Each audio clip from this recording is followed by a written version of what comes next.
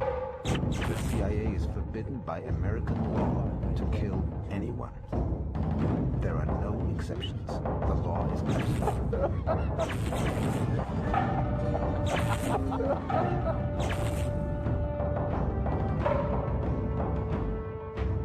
Advertencia. La película que verá a continuación no fue hecha por el Departamento de Imagen de la CIA, sino por fuerzas negativas que podrían poner en peligro el sistema de normas que a través de nuestros ejércitos y corporaciones le hemos inculcado.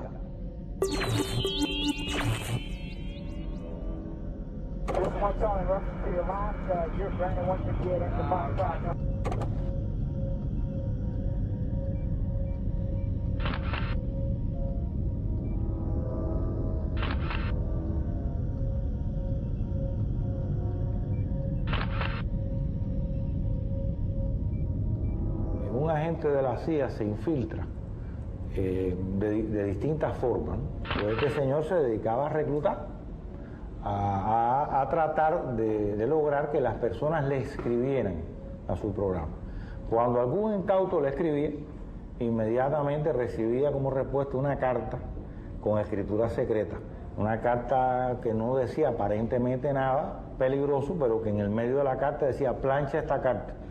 Y cuando usted planchaba la carta, pues salía un mensaje con escritura secreta donde le daban instrucciones de cómo hacerse agente de la CIA y le daban un buzón, generalmente en América del Sur, para que usted escribiera las informaciones que ellos le pedían. Así comenzaba a nacer o a forjarse un agente de la CIA. Esa fue la operación de los Centinelas por la Libertad. La historia secreta de América Latina puede estudiarse a través de la nómina de agentes de la CIA. Durante los últimos 50 años se cuentan por miles los que por un puñado de dólares han asesinado, saboteado y espiado en contra de sus propios países para garantizar los intereses norteamericanos en la región. El objetivo principal siempre ha sido eso: imponer la dominación en el continente y tratar de que los ejércitos nacionales sean mecanismos en los cuales ellos puedan apoyarse para poder realizar sus políticas económicas, sociales, etc. Los años 50 marcaron una época de grandes victorias para la CIA y sus intervenciones en América Latina. El derrocamiento de gallegos y el asesinato de Chalbó en Venezuela, el asesinato de Gaitán en Colombia y la invasión a Guatemala les garantizaron a los Estados Unidos el control sobre buena parte de los recursos de la región.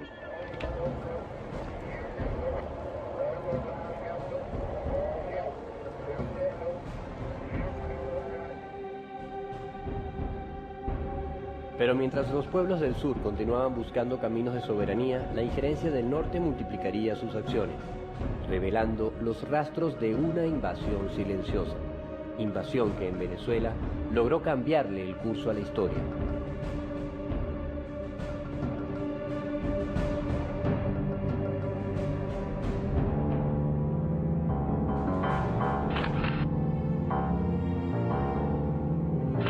Yo vi, estando preso, a gente americana dentro de ese teatro de operaciones, uniformados como americanos, uniformes de campaña. Siempre había agregados militares, desde la embajada norteamericana, incluso la guerrilla urbana secuestró a varios oficiales norteamericanos. Pues. Todos los destacamentos estos, en los TO, sí habían rangers, pues, ¿no? Nosotros sentimos hablando inglés en la montaña allá, pues, ¿no? En la montaña de Curimagua, pues.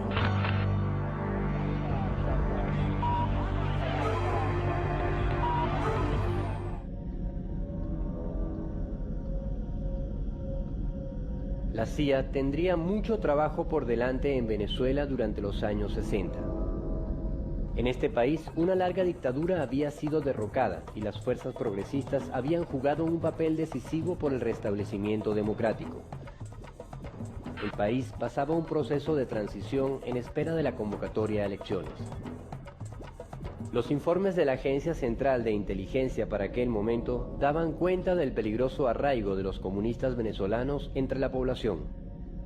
En Venezuela, el Partido Comunista jugó un importante papel contra el dictador Pérez Jiménez y se ha ganado una posición política privilegiada. Para las elecciones de 1958, Washington se cuidaría muy bien de preparar al candidato de su conveniencia. Rómulo Betancourt, un firme aliado del capital extranjero. Diego Cisneros le hace la presentación de Betancourt a Nelson Rockefeller, lo hace ver que era el candidato para ese momento de transición de la historia política venezolana.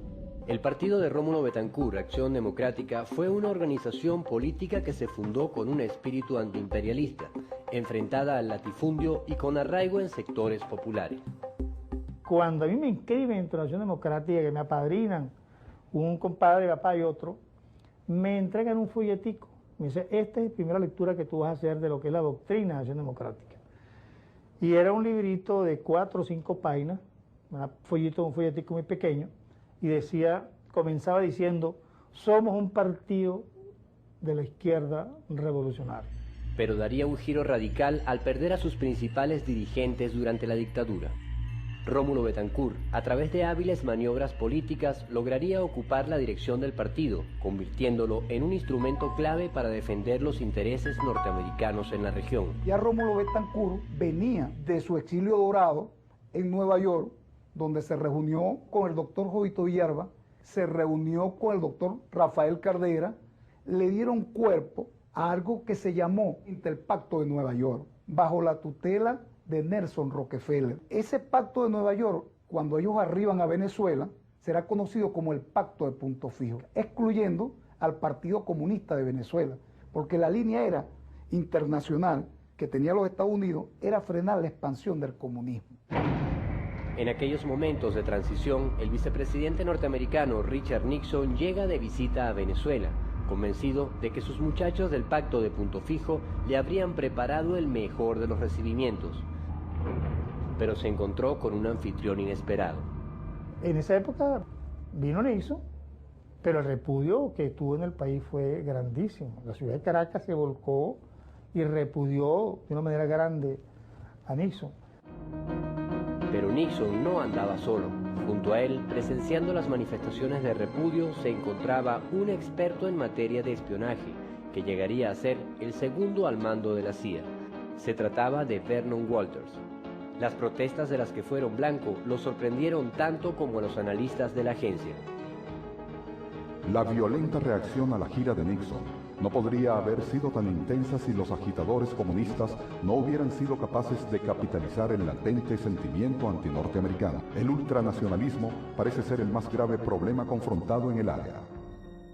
Nixon y Vernon Walters presentarían un informe que serviría para delinear los cambios de la política norteamericana hacia Venezuela, donde Betancourt jugaría un papel clave.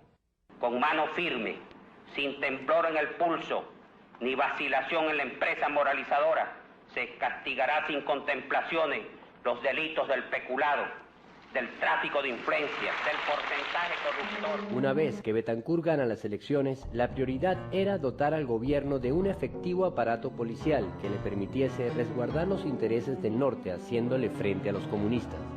El pupilo de Rómulo Betancourt, Carlos Andrés Pérez, sería nombrado ministro de Relaciones Interiores. Una estrecha colaboración con los organismos de seguridad estadounidenses marcaría su gestión al punto que un agente de la CIA sería su mano derecha.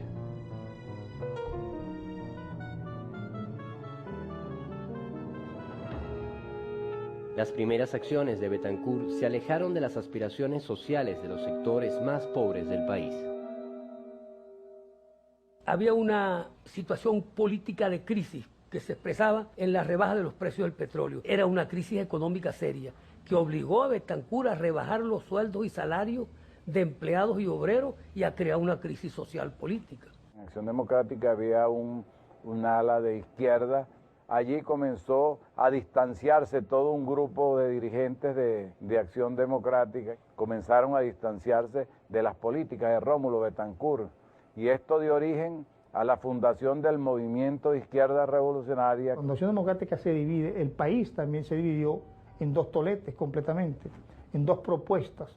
Una manteniendo el proyecto viejo encabezado por la vieja guardia de Acción Democrática y una propuesta nueva.